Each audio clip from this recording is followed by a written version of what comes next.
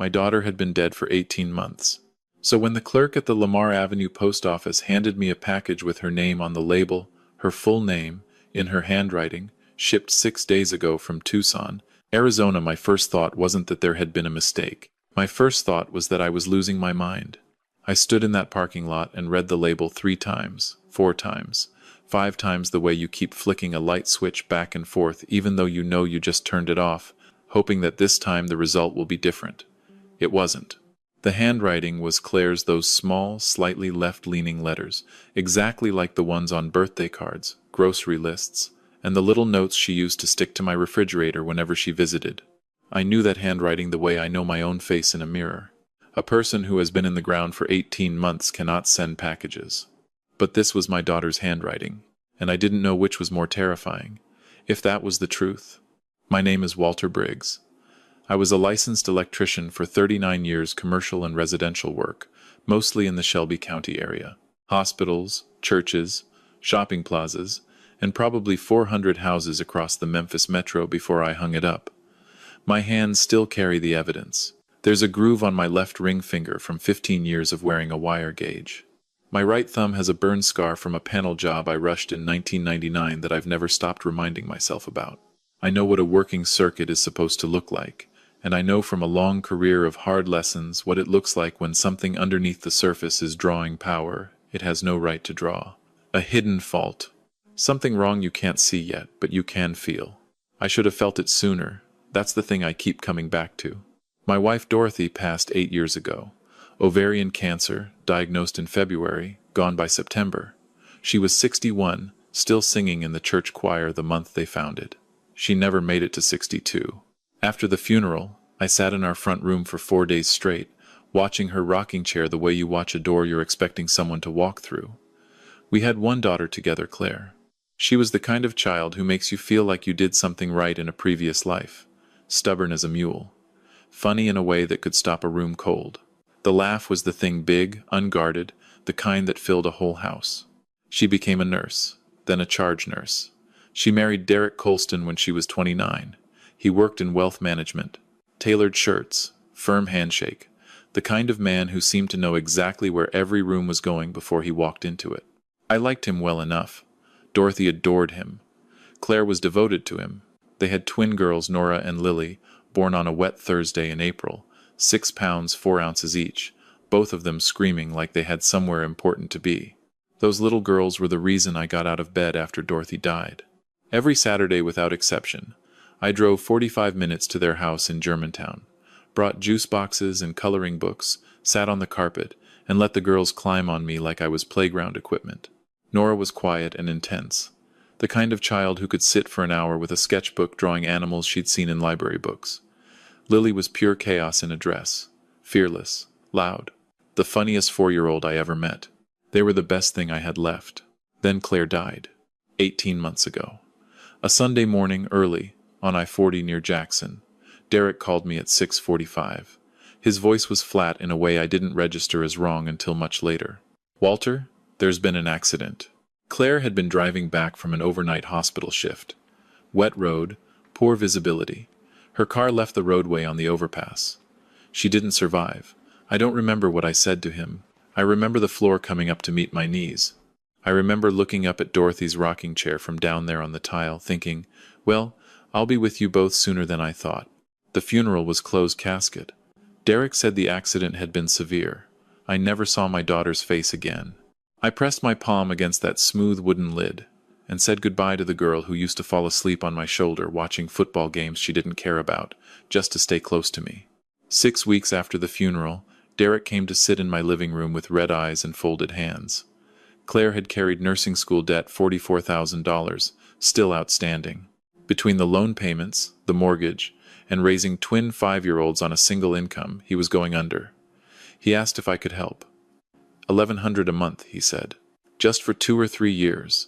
I can manage after that. What was I going to say? My grandchildren needed stability. Claire would have wanted me to step up. So I did. I set up the automatic transfer, picked up side jobs rewiring old houses for cash to cover the shortfall. 18 months. $19,800. Gone. Here's what I should tell you now. Something changed in Derek around month 3 or 4. The invitations stopped. Saturday visits got shorter, tighter, more controlled. By the second year, he was pushing Nora and Lily out onto the porch and saying he had calls to take, then disappearing inside before I'd finished saying hello. I told myself grief does strange things to people. He'd lost his wife. He was raising twins alone. I had that feeling, the same one I get when I'm testing a circuit and the readings don't match what they should. Everything looks finished on the surface. But something underneath is drawing current it has no right to draw. A hidden fault waiting to blow. I ignored it. For 18 months, I ignored it.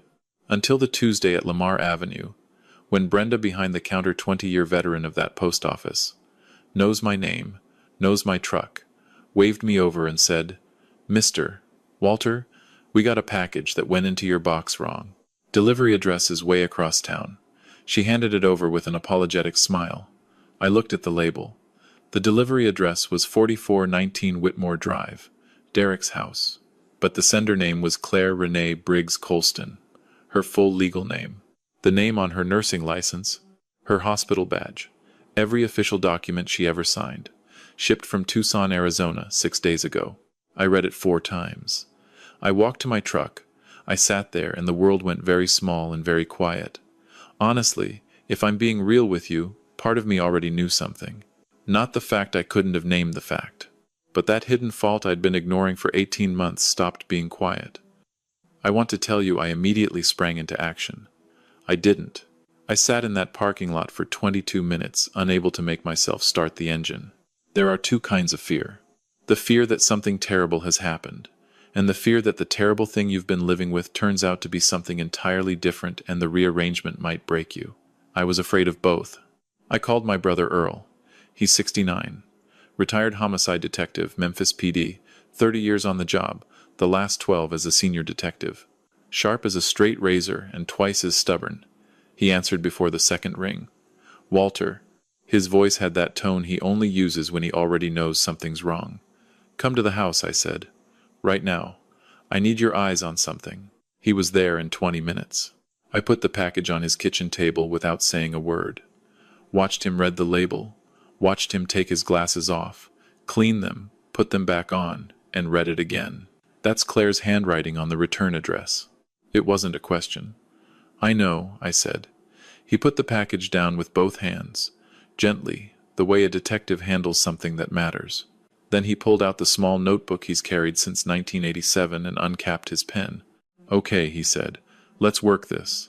Inside the package, wrapped in a piece of flannel cloth, was a small cedar box, about the size of a hardback novel. I had to sit down when I saw it. I carved that box myself, in my garage workshop, for Claire's 15th birthday. She'd kept it on her dresser her entire life, through her first apartment, through the Germantown house. I'd seen it on her nightstand 100 times. It was here now. In Memphis. Shipped from Tucson, Arizona. Inside the cedar box was a folded note. My hands were shaking when I opened it. The handwriting was Claire's small, slightly left-leaning, the A's closed tight the way she'd always written them since middle school. 4 words. 4 words that undid 18 months of grief in a single breath. "Daddy, please come find me." I don't know how long I sat there. Earl was quiet. The room was still. And then something that hadn't happened to me in 18 months took hold. I stopped grieving. The grief didn't disappear. It converted. Into something else entirely. I looked at that note, and I felt a slow, structural rage move through me from the base of my spine upward. The kind of rage that doesn't flash and burn out. The kind that settles in and waits. If you have ever believed you lost someone, and then discovered the loss was manufactured, deliberately engineered by a person you trusted, you know what that conversion feels like. It isn't relief. Not yet. It's something closer to detonation. I need you to understand that, because it matters for everything that comes after. Earl went to work. He called a former colleague in the Shelby County Fraud Unit, pulled financial records, traced a P.O. box registration in Tucson. The box had been registered 11 weeks earlier under the initials C.R.B. Claire Renee Briggs. Meanwhile, I drove to Derek's house that Saturday like nothing had happened. Same time, same route. Derek answered the door in a pressed shirt with a coffee in his hand, smile in place like a reflex. Said the girls were finishing lunch. Come back in 10 minutes. I waited on the porch. Through the front window I could see a woman in the kitchen, tall, dark ponytail, maybe mid-30s. She was leaning over the table, laughing at something Lily said, touching her shoulder the way someone does when they live there. When I asked Derek who she was, his answer came one beat too fast. Sandra. She helps out with the girls after school. She's been great with them. They love her. I nodded and said nothing, but I memorized her face. That evening, Earl called. The news came in pieces, each one worse than the last. My $1,100 every month went into Derek's checking account and transferred within 48 hours to a savings account registered under Sandra Pruitt's name. The account held $61,000. Derek had also collected Claire's life insurance, $180,000, paid out 9 months after the death certificate was filed. $42,000 in employer death benefit on top of that. The life insurance sat in a brokerage account. The death benefit, combined with my contributions, sat in Sandra Pruitt's savings. The death certificate had been signed by a doctor, Emmett Voss, a physician whose Tennessee medical license had been revoked 2 years earlier for producing fraudulent documents in immigration cases. Earl had already put in a call to a contact in Tucson. I want to pause here, because right at this point, someone always asks the same question. Why didn't she just leave? And I need you to sit with that before I answer. Because the answer is more complicated than any 3 words can hold. Claire didn't leave because leaving had been made structurally impossible. Derek had spent years ensuring that. It started with small things, managing their finances, making social decisions for both of them, asking pointed questions when she came home 10 minutes late from a shift. After the twins were born, it became something else. Her phone was tracked. Her mileage was checked against her schedule. She tried to leave once. And Derek told her, calmly and in full sentences, that he had the lawyers and the income and the social standing, and that no court in Shelby County would give custody to an unstable nurse with student debt over a wealth manager with a clean record and a 6-figure income. He wasn't threatening. That's what made it terrifying, he was explaining. So she disappeared instead, because disappearing, with his cooperation and a disgraced doctor's paperwork, was the only exit he'd left her. 10 days after the package arrived, Earl and I flew to Tucson. I told Derek I was visiting a cousin in Huntsville. He didn't ask for details. He never asked about my life. That alone should have told me something. Tucson in October is pale and dry, the mountains sitting at the edge of the sky like something from a painting. We rented a car and drove to the post office. Earl sweet-talked the manager with his retired detective credentials and got the box rental signature. It matched Claire's handwriting exactly. We set up a watch the next morning at 9 a.m. Noon passed. Nothing. At 1:47 in the afternoon, a woman walked through the post office door in a gray jacket with the hood pulled low. Thin. Much thinner than I remembered. She walked straight to the box row, opened 1138 with a key, pulled out a stack of mail, and turned around. My legs stopped working. Earl caught my elbow before I went down, because it was Claire, 18 months older, 30 pounds lighter, her hair cut short and dyed a color that wasn't hers.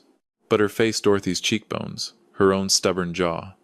I would have known that face if I'd been blind for 20 years and given back 1 second of sight. She walked out without seeing us. She's alive, I said. My voice came out strange and thin, like it was coming from far away. Earl put his hand on my shoulder and didn't say anything. He knew there was nothing to say. That evening I went alone. Earl argued for 5 minutes and then looked at my face and stopped arguing.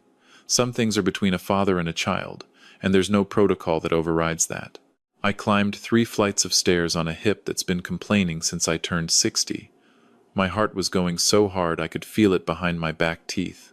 I stood outside Unit 3C for a long time, long enough that a neighbor opened her door, looked at me, and went back inside. I thought about $19,000 sent to a man who spent it on the woman inside this building. I thought about pressing my hand against a closed casket and saying goodbye. I thought about Nora's sketchbook, Lily's laugh. I thought about Dorothy's rocking chair. I knocked. Footsteps. A pause. The chain sliding. The door opened 3 inches and Claire's face appeared in the gap. When she saw me, her hand flew to her mouth. Her eyes went wide and immediately full of tears. She said one word. Daddy. I said, "Hey, baby girl." My voice broke in half on the second word. She got the chain off and she hit me like a wave. Her arms were around my neck, and she was shaking and saying, "I'm sorry, I'm sorry, I'm sorry," and I held her so hard I was probably hurting her, and I didn't care even a little. I could feel her heart beating against my chest, fast and terrified and real. She was real, she was breathing, she was alive in my arms. That was the only thing I knew for a full minute, and for a full minute it was enough. We sat on her futon. The apartment was spare and careful, no photographs on the walls, no decorations, nothing that couldn't be packed in 20 minutes. The apartment of someone who never stopped being ready to run. She couldn't look at me for a while after the tears slowed down. When she started talking, it came out in pieces, like someone pulling nails from old wood. She told me about the years of control I hadn't seen, the tracking app, the mileage checks, the 1-hour interrogation if she came home 20 minutes late from a hospital shift. She told me about the time Derek took her car keys and left her home for a day and a half so she would, as he put it, think about her behavior. She told me about the push into the door frame that he called a stumble, said calmly, in front of the girls. So there was no scene, no proof, nothing but the bruise she hid with her scrub sleeve. She told me she'd tried to leave once, just once, and she told me what he said to her afterward, precisely and without raising his voice, about the lawyers and the courts and the income disparity and the nursing debt, and why she would not win. She believed him. She'd had years of reasons to believe him. Then she told me about Dr. Voss, a physician Derek had found through a former client, disgraced, desperate for income, willing to produce a death certificate and a fabricated accident report for $15,000 cash. Derek framed it to her as the only clean exit. She would disappear, start over somewhere. The girls would stay with him. If she refused, he would take them through the courts and she would never see them again. He told her this quietly, at the kitchen table, over coffee. She didn't have anything to fight back with. She took the exit. "Why didn't you find a way to call me?" I said. I kept my voice level, but it cost me something. I would have come. I would have done anything. She looked at me the way Dorothy looked at me in her last weeks, the face of someone who has been carrying a weight they stopped believing anyone else could lift. "He monitored everything," she said. "My phone, my email, the mail at the house. It took me 4 months of saving change from grocery receipts to rent the P.O. box. I registered it under my initials so he wouldn't recognize the name. The cedar box was the only thing I took when I left, the only piece of home I had. I wrapped it in a piece of my scrub top and mailed it to his address because I knew packages went to a post office box before delivery. I was hoping it would end up in the wrong hands. Your hands." I held her for a long time after that. The Tucson evening came through the curtains in thin strips of orange light. I held my daughter who I had mourned and buried, and I made her a promise.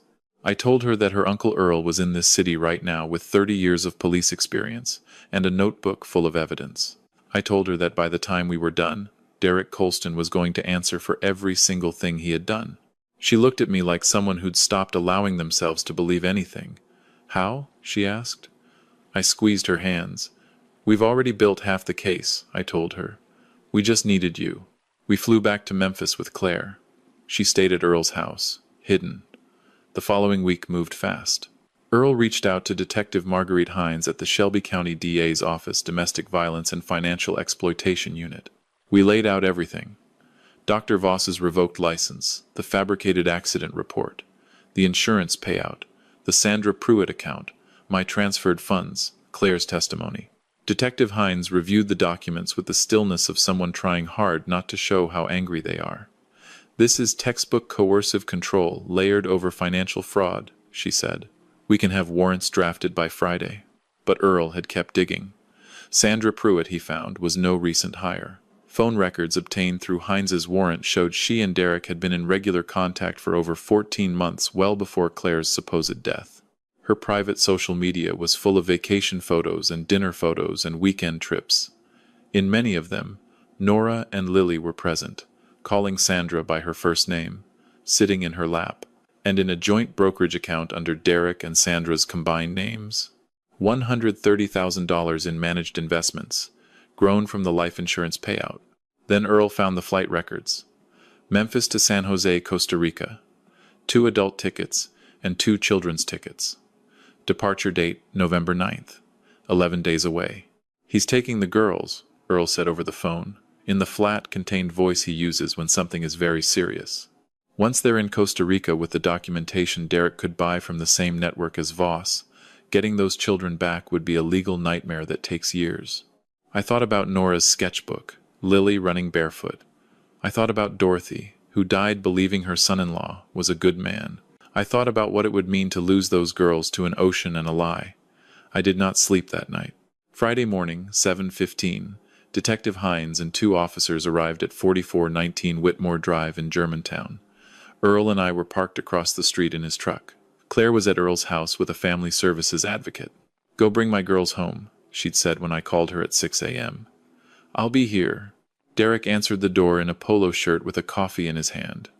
His smile was in place like a reflex. When he saw the badges, the smile broke at the corners. Just slightly. He was very good at containing himself. Detective Hines identified herself, named the charges insurance fraud, identity fraud, filing false death certificates, financial exploitation of a dependent adult, in a tone so flat and precise that each charge landed like its own thing. Derek's coffee hit the porch tile. His eyes moved past Hines to the street. They found mine. For just a moment, I saw something in his face that wasn't calculation or composure. It was smaller and colder than that. Recognition. He'd always known this was possible. He'd been running the odds the entire time. "Walter," he called out. "Walter, you don't understand the full situation." I got out of Earl's truck. I walked across that lawn slowly. My hip ached. The morning air smelled like cut grass and coffee and the particular shame of a man who's been found out. I stood at the foot of his porch steps and I looked up at him and I said calmly, "You let me grieve my daughter for 18 months. You sat in my living room and looked me in the eye and took my money and told me it was for my granddaughters. You had this woman in your house the whole time spending the money I sent. You had those children calling her by a name that isn't their mother's name. Tell me what part of that I'm misunderstanding." He opened his mouth. He closed it. He looked away. That was the only moment I felt anything close to pity for him. Not for what he'd done, for what he'd become. A man who could only look away. Sandra appeared behind him in the hallway, confused, pale. Detective Hines turned to her and informed her she was under arrest for conspiracy and accessory charges. Sandra started crying immediately. She said she didn't know. She said Derek had told her Claire left voluntarily. Hines told her the savings account told a different story. The handcuffs clicked twice. 2 separate sets. Derek was led to the patrol car without another word. Sandra wept all the way down the porch steps. And then Nora appeared at the top of the staircase inside, holding a stuffed elephant, looking down at me with her mother's eyes. "Grandpa," she said. Her voice was small. "Come here, sweetheart," I said. "Come right now." She came down the stairs and I caught her at the bottom. Lily came right behind her, barefoot, hair everywhere, scanning the porch for explanation. I knelt down on that porch with both my granddaughters and I held them, and they made little protest sounds about being squeezed too hard, and I held tighter anyway. The patrol car doors closed on the street behind me.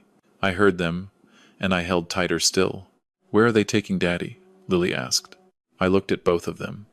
Nora's serious face with her grandmother's wide-set eyes. Lily's stubborn chin that was exactly her mother's. "Your daddy made some choices that hurt people," I said carefully. "But you are safe. And there is somebody who has been waiting for you for a very long time. Somebody who loves you more than anything in this world." I drove them to Earl's house. Claire was standing on the front porch. She'd been pacing since before I called, watching the end of the street from my truck. When I pulled up and the girls saw her through the windshield, the back seat went completely silent. Then Nora said "Mommy" in a voice so small and certain that I had to look away from the windshield. I stopped the truck. The girls were out of the back seat before I had the engine off. Claire dropped to her knees on the front walk and they hit her, all 3 of them, in a tangle of arms and voices, and "I missed you. I love you. Where were you? You're here. You're here. You're here." I could hear it from inside the truck with the windows up. I sat there and felt something unlock in my chest that had been locked for 18 months. I let myself feel it. All of it. Earl came around and knocked on my window. I rolled it down. "You good?" he asked. "Yeah," I said. "I'm good." 5 months later, Derek Colston was convicted on all counts: insurance fraud, identity fraud, filing false death certificates, coercive control, financial exploitation of a dependent adult. 11 years in federal prison. Full restitution. Parental rights terminated pending Claire's custody petition, which was granted 3 months after the verdict. Sandra Pruitt pleaded guilty to conspiracy and accessory charges, received 3.5 years, and was ordered to return all funds. Dr. Emmett Voss, who had cooperated with the DA's office, received 5 years for multiple counts of document forgery. When the judge read Derek's sentence, he stared at the wall and said nothing. He didn't look at me, didn't look at Claire, didn't look at the girls seated in the second row. The man who had smiled his way through 18 months of lies sat perfectly still with nothing left to say. That was enough. That was exactly enough. The restitution order returned $254,000 in total. Claire used part of it to rent a house 10 minutes from mine in Cordova, 3 bedrooms, big backyard, a covered porch. I used my portion, $19,800, to open education accounts for Nora and Lily. I reopened the workshop in my garage, which I hadn't touched in almost 2 years. The first Saturday after the verdict, the girls came over and I put safety glasses on them and let them watch me sand a piece of oak. Nora asked 27 questions. I counted. Lily tried to pick up the belt sander. I let her hold it with my hand over hers while it was off. She looked up at me with those wide eyes and said, "Grandpa, I'm going to build something." "Yeah," I said. "You are." We drive to the cemetery every few weeks, all 4 of us, and stand at Dorothy's grave under the water oaks. Claire brings white carnations, Dorothy's favorite, and lays them on the stone. Last time, Lily tugged my sleeve and asked if Grandma Dorothy knew what happened. I looked down at her. "I think she knew the whole time," I said. "I think she was watching the whole time." Lily thought about this very seriously for a moment, and then nodded, like that settled something. That evening, I sat on my front porch alone while the girls argued inside about something I couldn't make out. Memphis settled into the warm dark around me, the smell of the river somewhere underneath everything. I thought about the parking lot. 22 minutes. The package in my left hand. I thought about the cedar box I built in my garage 29 years ago for a 15-year-old girl who kept it on her dresser her whole life. I thought about 4 words in left-leaning handwriting. "Daddy, please come find me."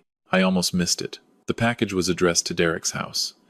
If Brenda at the Lamar Avenue post office hadn't waved me over if it had gone into the right mail slot, I'd have never known. Claire might still be in that bare apartment in Tucson. Nora and Lily might be in Costa Rica right now, calling someone else mom, growing up inside a lie. A sorting error at a post office. A clerk who knew my face. A cedar box I built with my own hands. That's the entire distance between the truth and losing everything. So here is what I need to say plainly before I let you go. Pay attention to the feeling that something is wrong, even when you can't name it. I had that feeling for 18 months, and I explained it away because grief makes you afraid of your own instincts. It makes you feel like the ache in your gut is just part of the mourning. Don't do what I did. Ask the hard questions. Look at the wall that doesn't sit right, even when it's easier to hang a picture over it and move on. Truth doesn't disappear. It waits. It sends a package to the wrong address and prays someone is paying attention. There is a difference between loving someone and going to find them. I thought loving Claire meant grieving her. It turned out loving her meant boarding a flight to Tucson. Those are 2 different things, and the difference is everything. Love that only shows up in the dark and doesn't move isn't enough. The people who matter to you need you to move. And this I cannot say loudly enough. If you are in a situation where someone monitors your phone, your movements, your money, your access to the people who love you, and tells you that what they're doing is keeping you safe, or keeping things smooth, or just managing things that is not love, that is a cage with a smile painted on the bars. There is help. There are people who will believe you. There is an exit that doesn't require you to vanish. Claire sent that cedar box from a post office in Tucson, addressed to a house she had every reason to believe was being watched, using her full name on the return label. She was terrified. She did it anyway. That is the bravest thing I have witnessed in 64 years of living, and it saved her life. Before I let you go, drop a comment right now and tell me where you're listening from tonight, and what time it is where you are. I genuinely want to know who's out there. And tell me this. Comment 1 if you think I should have pushed harder and asked more questions long before that package arrived. Comment 2 if you think I handled it the right way once the truth came out. Comment 3 if you've ever had a feeling in your gut about someone close to you that you talked yourself out of and wish you hadn't. I read every single comment. Every one. If this story moved you, please share it with someone who needs to hear it today. And if you haven't subscribed yet, it would mean a great deal to have you here. I come back every week with another story about truth and family, and the quiet, stubborn work of holding on to both. This is a fictional story inspired by real emotional experiences, fully rewritten and reimagined in Memphis, Tennessee, to create original content. Any resemblance to real people or events is entirely coincidental.